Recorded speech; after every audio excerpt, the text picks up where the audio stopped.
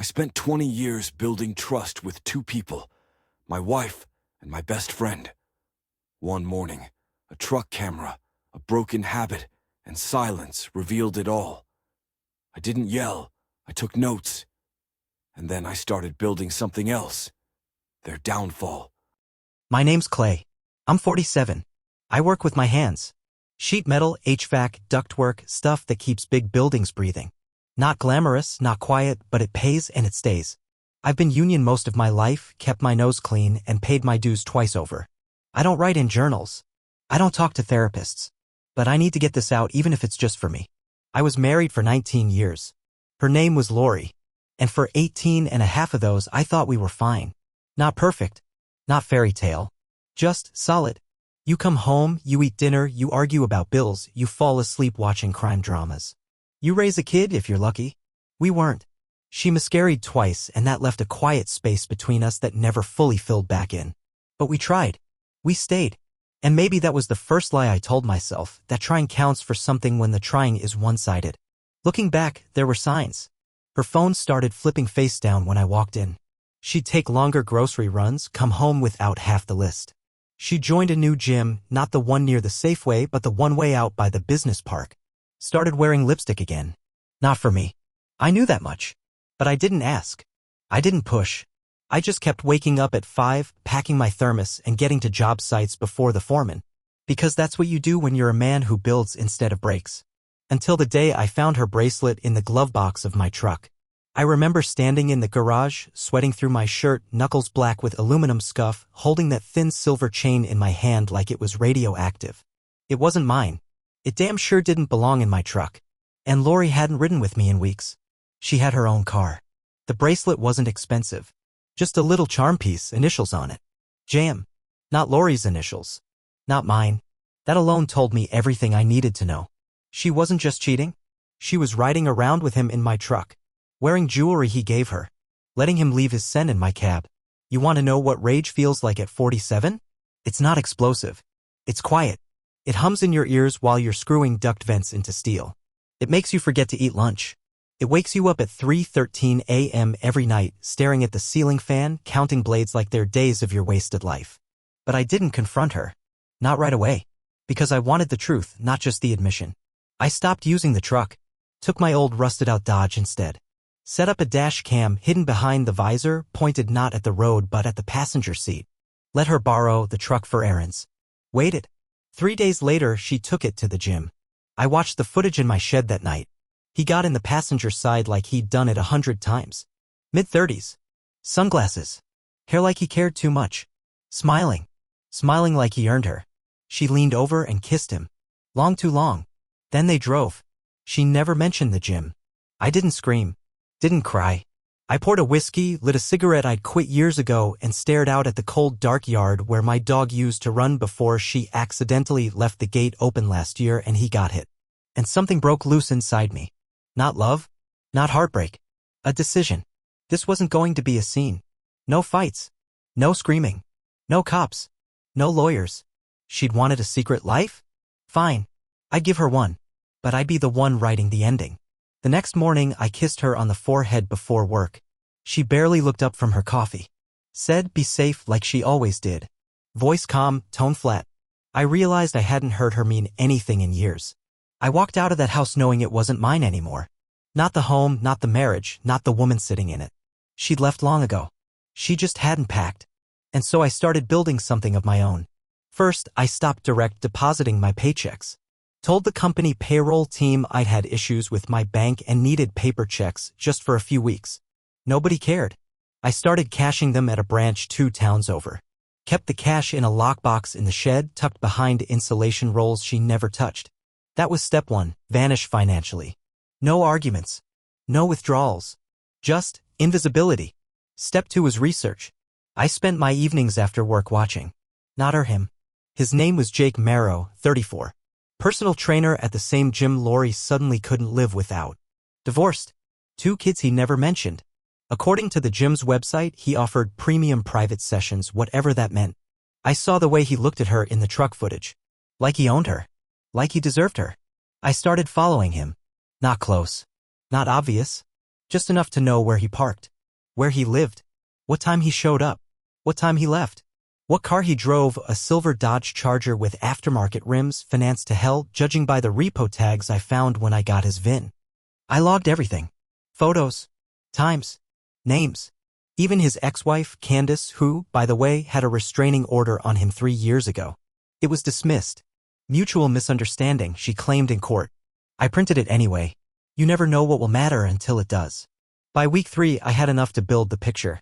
Lori wasn't just sleeping with Jake. She was bankrolling him. I found a credit card statement in the trash. The kind she used to say was just for emergencies. For $100 at a hotel. $800 at an electronics store. Gas. Dinners. A set of tires from Firestone, not for her car. She was draining our account to keep her little fantasy on life support. I didn't say a word. I kissed her. I fixed the gutters. I took the trash out. All while letting her dig her own grave. Now here's the part that changed everything. That Saturday, she left for a conference, some marketing seminar she'd signed up for last minute. Said it was out of town. I played dumb. Told her to take notes this time. She left early. I waited 3 hours. Then I called the hotel she mentioned. No reservation. No conference. I checked the dash cam. Nothing. Then I checked her location. She'd left her tablet at home. And her tablet, bless its factory settings, had the Find My Device feature synced with her phone. It pinged from a cabin in northern Missouri. Not a hotel. A cabin. Remote. Rented under her name. I stared at the blinking dot on the screen for a full minute before closing the lid. I didn't drive there. I didn't need to. What I needed was proof. That night, I put on my oldest jeans, my faded work boots, and drove to the gym just before closing. Walked in like I was interested in a membership. The girl behind the counter, pink nails, blonde ponytail, was half asleep. Looking for Jake, I said. She blinked. He's off this weekend. I smiled. Could have sworn I saw him earlier. Nope. Cabin trip. Took one of the members with him. She grinned. Lucky girl. I nodded, thanked her, and walked out into the cold air. I had everything I needed. The cheater. The motive. The receipts. The timeline. What came next wasn't an explosion. It was erosion. Systematic. Intentional. Quiet. I spent the next week seeding information. I called the gym's corporate line, anonymously, and submitted a tip about inappropriate relationships with clients. Then I created a burner Facebook account and messaged Candace, Jake's ex, attaching the court records and recent screenshots of him and Lori. I told her I was a concerned friend who didn't want her kids around someone like that. She responded with one sentence, I knew he hadn't changed. That was enough. Then I contacted a realtor friend and asked about the market value of our house, hypothetically if I wanted to sell quickly, no agents, just direct. He gave me a number. I smiled. It was higher than I expected. One night, Lori came home humming. She was glowing. Sat next to me on the couch like nothing was wrong and asked if I wanted to go out next weekend. Sure, I said. But in my head I was already in motion. She thought I was holding on. She didn't know I was letting go with both hands, just making sure when she fell she wouldn't land on anything soft. 2 weeks after her cabin trip, Lori started talking about remodeling the kitchen. I listened quietly over dinner as she ran through countertops, backsplash options, and some guy she met who flips houses and gave her a good contractor referral. She wanted granite, high-end appliances, maybe even an island. She was already designing a future that didn't include me. I could hear it in her voice. The we was gone. It was all the house, like she was talking about something she'd found on Zillow. Not the place we'd built together. Not the home I'd fixed with my own hands after the hailstorm in 2016. Not the house I'd paid off early because she wanted to retire with no debt. She was planning a second act and she didn't even have the decency to lie about it well. So I helped her. I nodded. I told her to get estimates. I let her believe I was buying into the dream she'd built on the bones of a dead marriage. While she browsed quartz patterns, I was in the basement scanning old documents. Title deeds. Insurance policies. Retirement accounts. I wasn't looking for escape. I was looking for leverage. Because Lori didn't just want out, she wanted everything. The house. My truck. The savings.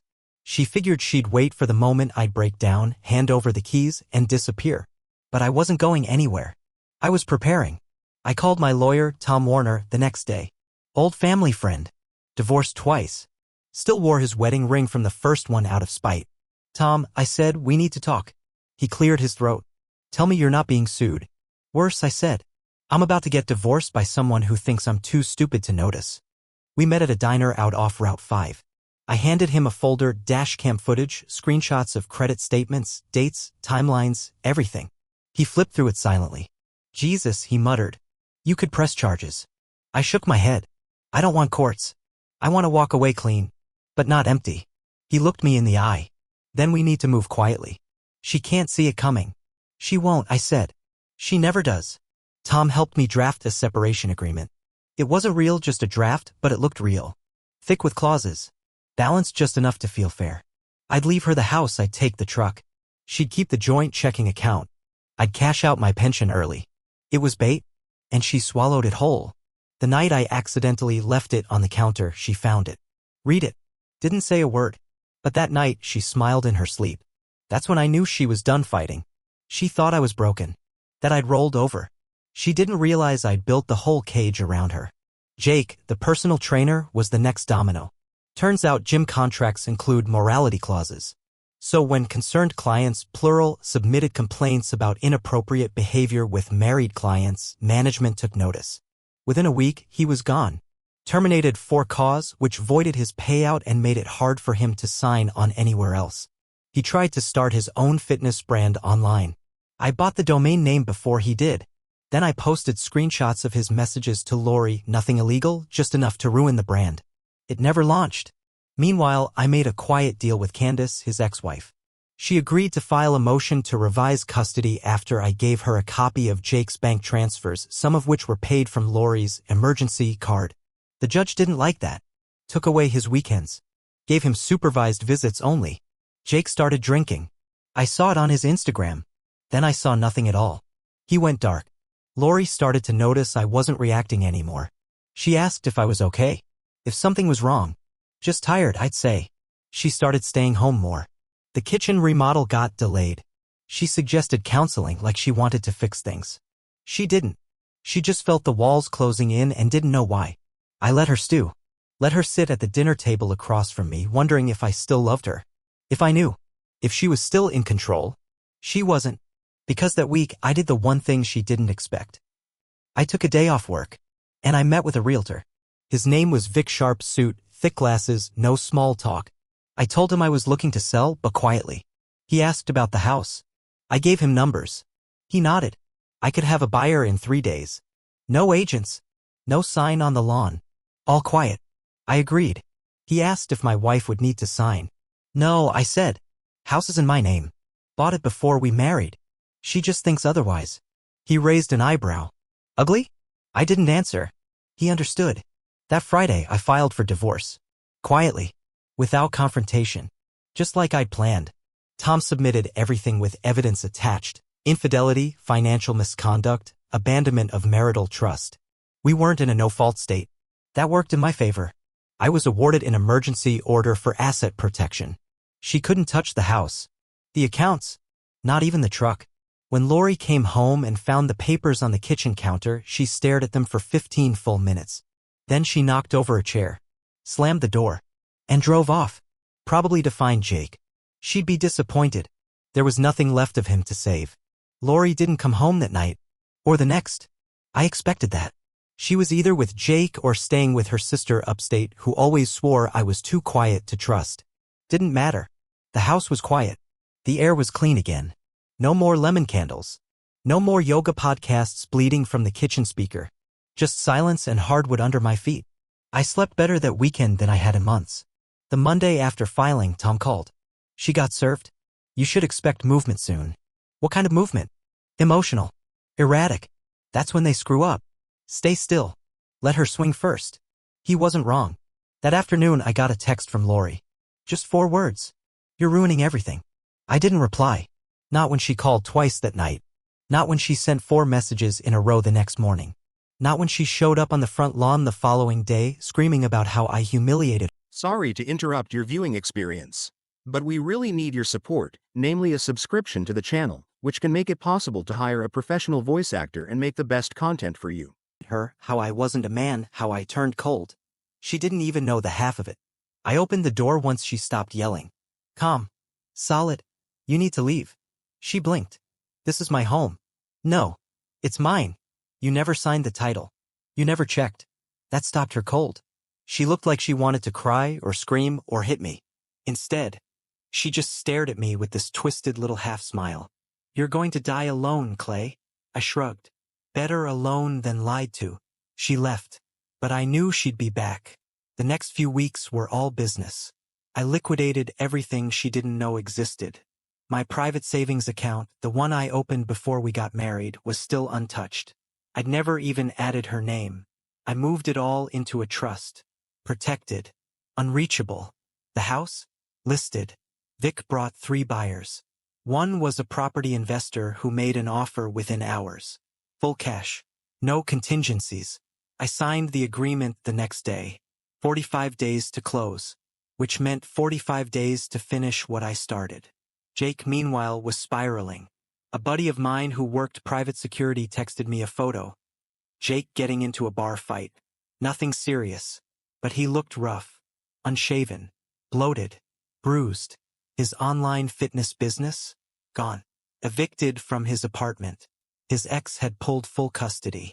I'd made sure the right people saw the right screenshots at the right time. He tried messaging Lori.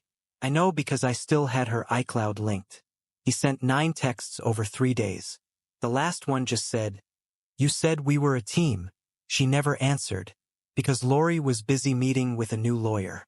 One that promised her a clean split if she gave him leverage. So she tried to dig, pulled phone records, emails, even bank statements. But she came up with nothing. I'd erased every breadcrumb. And the best part? Every time she tried to access a new account or file for shared asset recovery, she hit a locked door, usually with a note from my attorney saying, "Account predates marriage. Excluded from division." She went quiet for a while after that. I thought she might be done. But I underestimated how desperate people get when the future they built on lies starts crumbling. 3 weeks before closing, I got another message. "If you think you've won, you don't understand what you've lost." Still poetic, even in defeat. But I wasn't done yet, because it wasn't enough to just win.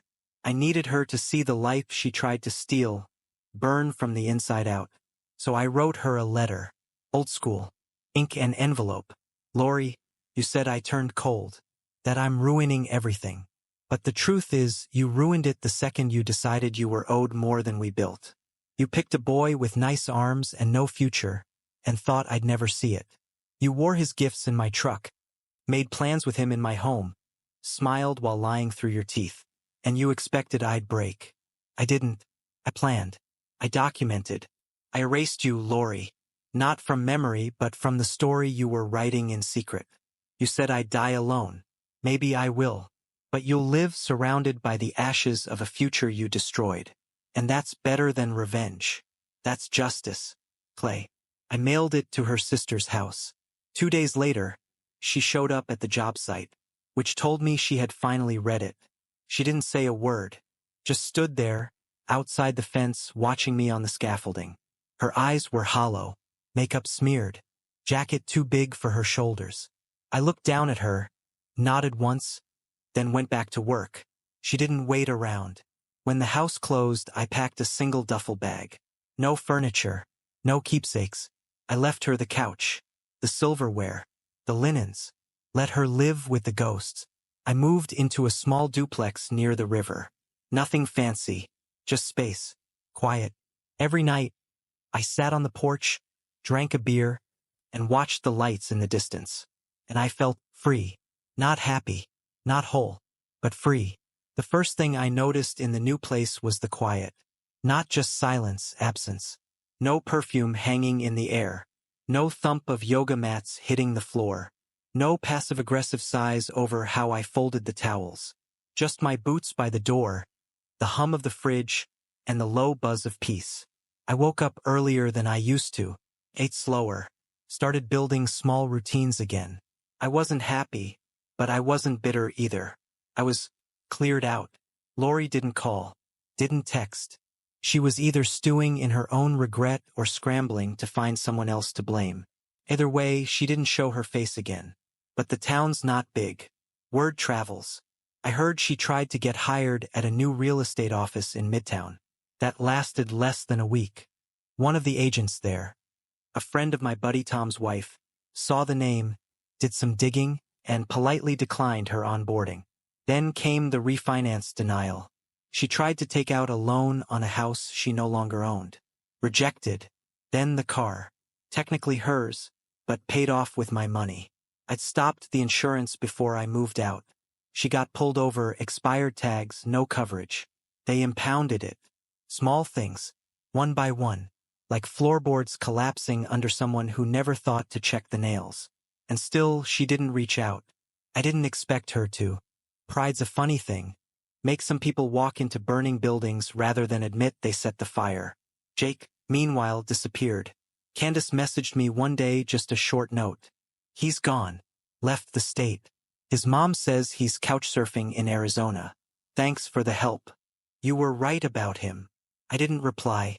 Some messes clean themselves up, given enough time and the right push. I thought I was done. Really thought that was it. But then one night, sitting on the porch with the TV muted in the background, I got a call from my old friend Neil, construction guy.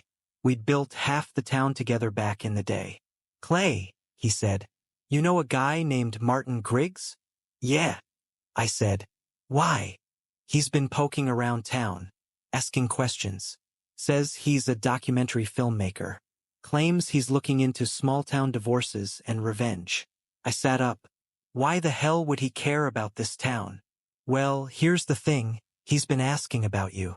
Turns out, Lori was trying to flip the script, paint herself as the victim, the wife of the cold, obsessive man who tracked her every move, who planned his revenge with military precision.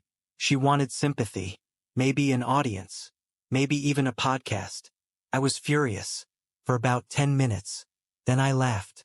She was trying to rewrite the ending, without realizing I'd already published the last chapter.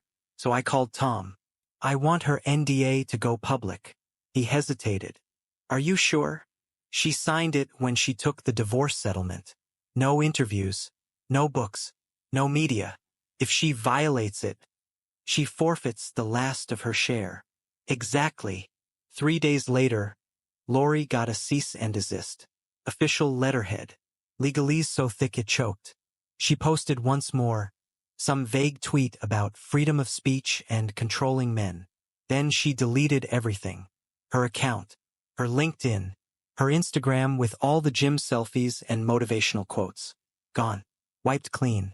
She finally understood the cost of making noise when the other side owns the volume dial.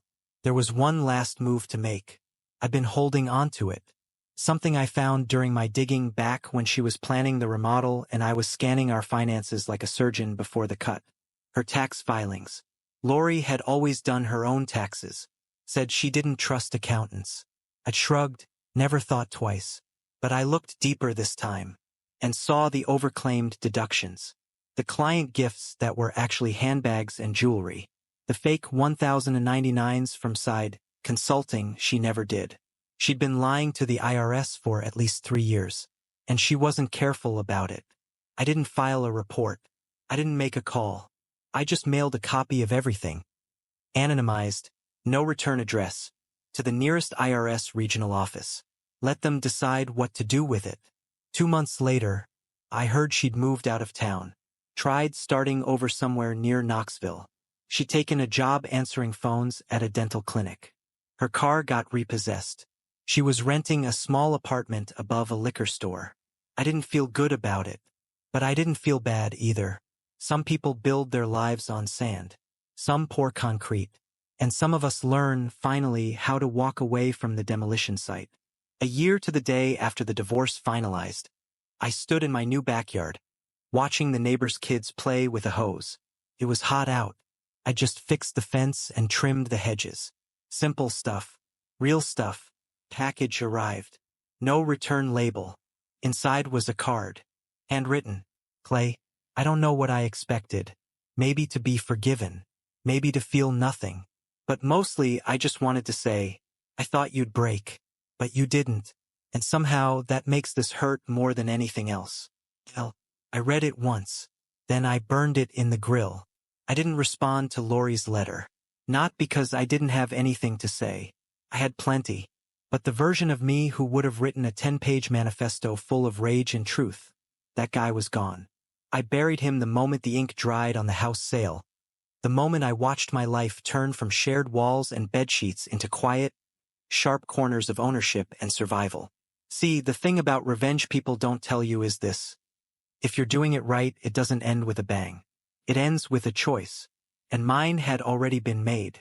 The week after I burned her note, I got a call from a local nonprofit, a veterans resource group I used to volunteer for back before the marriage soaked up my weekends. The director, Brian, asked if I'd be willing to consult on a new housing initiative they were starting. Transitional homes for homeless vets trying to get back on their feet. They'd landed a grant, but needed help on budgeting, site planning, logistics. He asked if I was still in the game. I told him I was done with the game, but I'd help build something real. I didn't talk about Lori again. Not to Brian. Not to the guys I worked with. Not to the volunteers who handed me coffee and asked where I was from. She was a closed chapter. A wrecked road I didn't need to drive down anymore. People like her burn bright and fast. They talk about fresh starts but never learn how to hold onto them without someone else footing the cost. That wasn't me. Not anymore. 2 months into the project, we broke ground on the first property, a 6-unit complex with a communal kitchen and private rooms. Nothing fancy. Just solid. Honest. Like the men and women who'd lived there. One of them, Tom, not my lawyer, different guy, was a Marine who'd lost his wife while deployed. Came back to an empty house, 2 kids gone with her, and a court that didn't care. He and I sat on a pile of cinder blocks one night, watching the frame go up under a cloudy sunset. "You ever get revenge?" he asked, out of nowhere. I didn't answer right away. He nodded like he already knew. "I tried," he said. "Got close. But it didn't give me what I thought it would." "It never does," I said. "Still glad I tried, though." We sat there quiet. I didn't tell him everything I'd done. Didn't tell him about the file I'd mailed to the IRS or the false reports Lori tried to feed a fake documentarian. Didn't tell him about Jake or the texts or the real estate deals I'd intercepted before they could happen. But I did say this.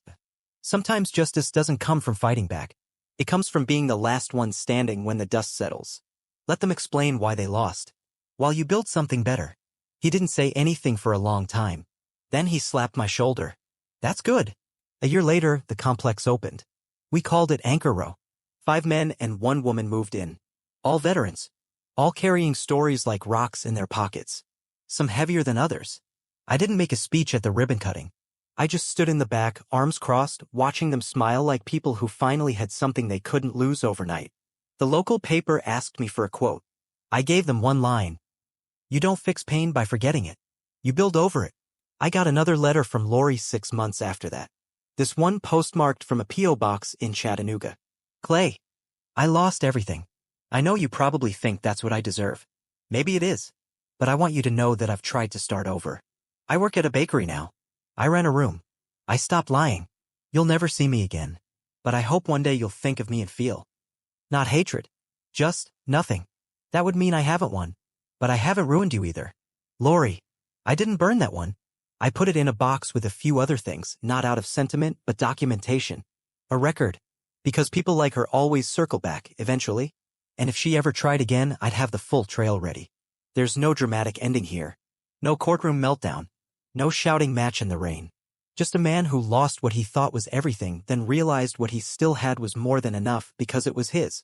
My story doesn't end with forgiveness. It doesn't need to. It ends with clarity. With knowing that I loved hard, worked harder, and when someone tried to gut my life from the inside out, I didn't burn the house down. I rebuilt the whole damn street. Moral, final reflection. I gave her everything, not because she earned it, but because I thought love meant giving without checking the scale. She taught me different. She taught me that people will take as much as you let them and then blame you when they're still empty inside. So I learned. And I took that lesson not as a wound, but as a weapon.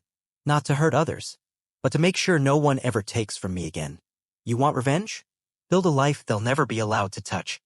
What do you think of the story? Write in the comments.